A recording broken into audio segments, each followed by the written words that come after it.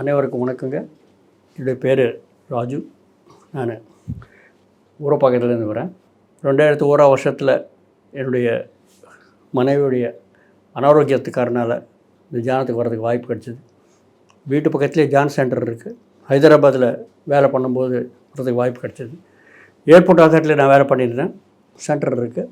ஆனால் நாங்கள் அப்படியே பௌர்ணமிக்கு அமாவாசை அன்றைக்கி அவங்க எல்லாருக்கும் சாப்பாடு போட்டு கூட தியானத்தை கற்றுக் கொடுக்குவோம். வாங்க வாங்க அப்படின்வாங்க. ஆனால் என்ன, நம்ம நிறைய ஏர்போர்ட்டில் வேலை பண்ணுறதால நிறைய வசதி, நல்ல சம்பளம் எல்லாம் நல்லா இருக்குது. உட்காந்து கண்ணை மூடி தியானம் பண்ணக்க ஆரோக்கியம் வந்துடுமா என்ற ஒரு அதை நம்புறதே கிடையாது. அப்படியே அவங்க பாட்டு நிறைய அன்னதானம்லாம் பண்ணிட்டே இருப்பாங்க, தியானம் கற்றுக்கிட்டே இருப்பாங்க. நாங்கள்லாம் அப்படியே காரில் சினிமா பார்க்க போயிடுவோம். அந்த மாதிரி ரொம்ப கேவலமாக நிற்கிறது. ஆனால் ஒரு சந்தர்ப்பத்தில் கட்டாய நிலைமையில் தியானத்துக்கு வர வேண்டியதாகுது. அப்போ தான் தெரிஞ்சுது, அவங்க தியானம் பண்ணி எங்கள் மிஸ்ஸஸ் தியானம் பண்ணி ரொம்ப அற்புதமாக அவங்களுக்கு அனாரோக்கியத்தை போக்கினாங்க. அதை நான் பார்த்தேன். ரொம்ப பயங்கரமான ஒர்க், எனக்கு ஒர்க் ப்ரெஷர் ரொம்ப அதிகமாக இருக்கும், ரொம்ப ஹெவி ரெஸ்பான்சிபிலிட்டிஸு. அந்த மாதிரி சமயத்தில் அவங்க திடீர்னு ஃபோன் பண்ணுவாங்க, என்னால் முடியல, வாங்க ஹாஸ்பிட்டல் அட்மிட் பண்ணணும் அப்படின்ட்டு. ஸோ அந்த மாதிரி ஐசியூக்கு போவோம். 3 மாதத்துக்கு ஒரு வாட்டி ஐசியூ போய்டுவாங்க. போனால் டேரெக்டாக ஐசியூ தான். ஸோ அந்த மாதிரி ரொம்ப மோசமான ஒரு நிலைமையில் நாங்கள் இந்த தியானத்துக்கு அவங்க போக்கினாங்க. அதை பார்த்து நான் ஏன் இந்த ஒரு அற்புதமான ஒரு விஷயத்தை நம்ம ஏன் எல்லாருக்கும் சொல்லக்கூடாது என்ற ஒரே ஒரு காரணத்தினால இந்த பாரத நாட்டில் நிறைய விமான நிலையங்களை நான் வேலை பண்ணுறதுக்கு வாய்ப்பு கிடச்சிது. எங்கே போனாலும் நான் போயிட்டு அந்த தியானத்தை எல்லாருக்கும் கற்றுக் கொடுத்தோம். தியான பிரச்சாரம் பத்திரி சார்கிட்ட தான் நான் தியானம் கற்றுக்கினேன் ஹைதராபாத்தில் இருக்கும்போது 2001 வருஷத்துலேருந்து. ஸோ அவருடைய கொள்கையிலேயே தியானம் பண்ணுறது, தியானம் மற்றவங்களுக்கு சொல்கிறது, தியானத்தை பெறுறது, சுவாத்தியாயத்தினால சஜ்ஜன சங்கட்சத்தினால அந்த பெற்ற தியானத்தை எல்லாருக்கும் கொடுக்கறது, அதுதான் தியான பிரச்சாரம். ஸோ தியானம், சுவாத்தியாயம், சஜ்ஜன சங்கச்சம், தியான பிரச்சாரம், இந்த 4 கொள்கைகளை கடைப்பிடிச்சி இனி வாழ்நாள் முழுக்கிய நம்ம தியானத்தை தான் சொல்லணுன்ட்டு முடிவெடுத்து அந்த மாதிரி இந்த வாழ்க்கையை நடத்துகிறோம்.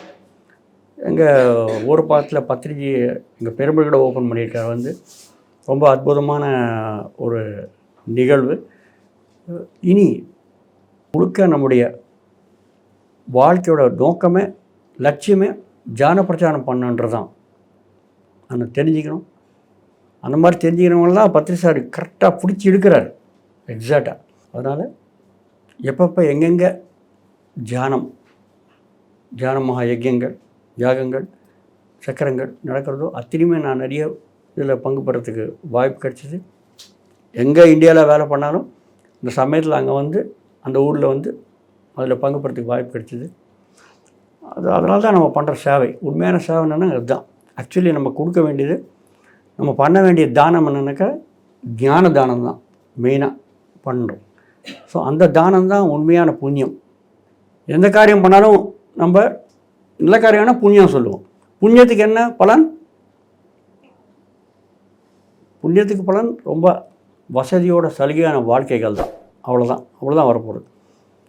ஆனால் திருப்பி உங்களுக்கு பெரிய வந்துடும் இல்லையா? ஸோ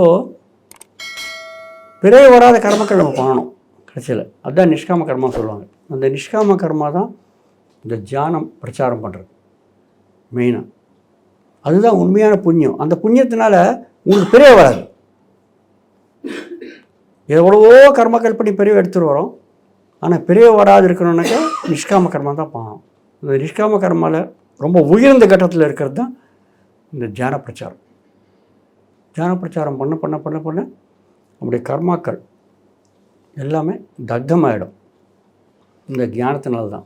இதுதான் பகவத்கீதையோட ஒரு ஸ்லோகம் சொல்லியிருக்காங்க, யச சர்வே சமாரம்பம் காமசங்கல்ப வர்ஜித தியானாக்னி தக்த கர்மானாம் தமாஹு பண்டித்த புதா அப்படின்ட்டு. அவருடைய பொருள் என்னன்னாக்கா, யார் எந்த விதமான பலனையும் எதிர்பார்க்காத, எஸ் சர்வே எப்பொழுதுமே சமாரம்பம் ஆரம்பிக்கிறாங்களோ, எல்லா காரியங்களும் ஆரம்பிக்கிறாங்களோ, எஸ் சர்வே சமாரம்பம் காம சங்கல்ப வர்ஜிதா, எந்த விதமான பலன்களை எதிர்பார்க்காத அவங்க காரியங்கள் பண்ணுறாங்களோ அந்த மாதிரி பண்ணுறவங்களுக்கு, அந்த மாதிரி ஞானத்தோட கர்மக்கள் பண்ணுறவங்களுக்கு, அந்த மாதிரி ஞானத்தோடு பண்ணுறவங்க ஞானாக்னி தக்த கர்மானம், அவங்க பண்ணுற எல்லா கர்மாக்களையும் பலன் இல்லாத எரிச்சிடுமா. பலன் இருந்தால் பிரிவு வந்துடும் இல்லையா. அதுதான் பகவத்கீதையில் சொல்லியிருக்காரு. என்ன அந்த கர்மா அப்படின்னாக்கா நிஷ்காம கர்மா. என்ன நிஷ்காம கர்மனாக்கா தியான பிரச்சாரம் தான். ஸோ அந்த தியான பிரச்சாரத்தை பண்ணுறதுக்கு வாய்ப்பு இந்த தியான மகாயஜ்யத்தில் நம்மளுக்கு கிடைக்கிறது. உங்களை என்ன முடியுமோ பண்ணுங்கள், வற்புறுத்தல் கிடையாது. பணம் இருக்கா தானம் பண்ணுங்கள், பணம் இல்லையா உடல் ஆரோக்கியம் இருக்கா சேவை பண்ணுங்கள். ஃபிசிக்கலாக வந்து ஒரு பேம்பர்ட் கொடுங்களேன், ஒரு சின்ன பேம்பர்ட் கொடுக்கலாமே, இந்த மாதிரி தியானம் நடக்கிறதுங்க நீங்கள் வாங்க அப்படின்னு பண்ணலாமே. அதுவும் முடியாதப்ப என்னால் உடம்பு சக்தி கிடையாது, பணமும் கிடையாது.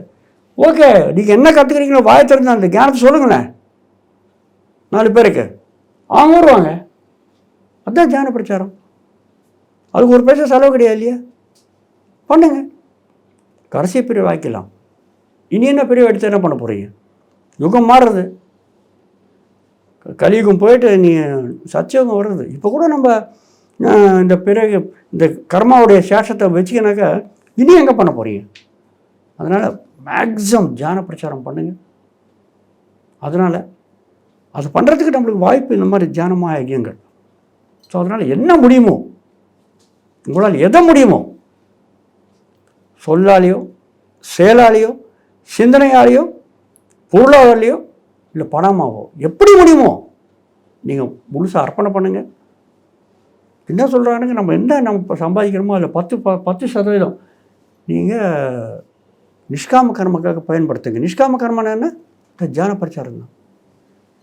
ஸோ அனைவரும் இந்த மாதிரி நடக்கிற வாய்ப்பு கொடுத்த இந்த தியானமாக யாகங்களுக்கு வாங்க. உங்களால் என்ன முடியுமோ அதை பண்ணுங்கள். நம்ம எல்லாருமே சேர்ந்து சத்தியயுகத்தில் திரும்பி பிறவி எடுத்து ரொம்ப அற்புதமாக நம்முடைய வாழ்க்கையை நம்ம வாழலான்ட்டு நான் மனப்பூர்வமாக விரும்புகிறேன். அனைவரும் வாங்க, தியானமாக யஜ்ஞத்தில் கலந்து கொள்ளுங்கள். நன்றி.